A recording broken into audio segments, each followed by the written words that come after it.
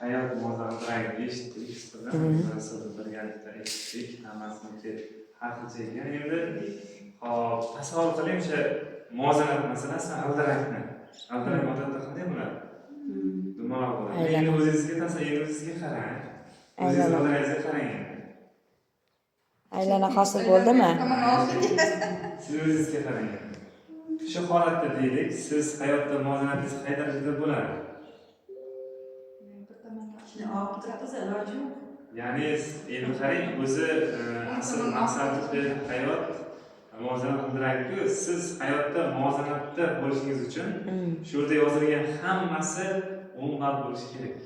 Shunda siz uzoqqa bora olasiz-da, uzoqqa harakat qila olasiz. Hozir bu ustozimizda nisbatan qolganlarga nisbatan biroz to'g'riroq ekan. Qolganlarda birozgina tafovut bor. Agar shunaqa g'ildirak bo'lsa, siz o'ylab oling, sizning uzoqqa borish ehtimolingiz juda kamayib ketadi.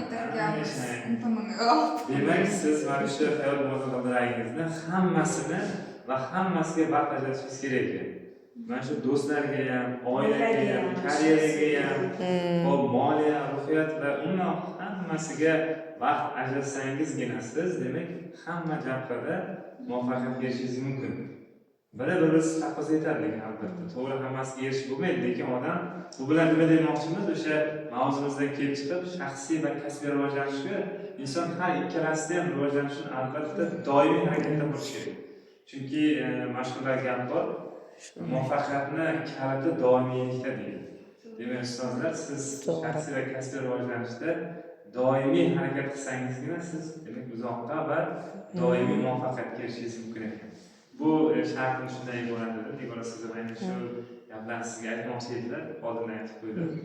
Xullas, demak siz hammasini o'nglabga harakat qilishingiz kerak edi. Rahmat.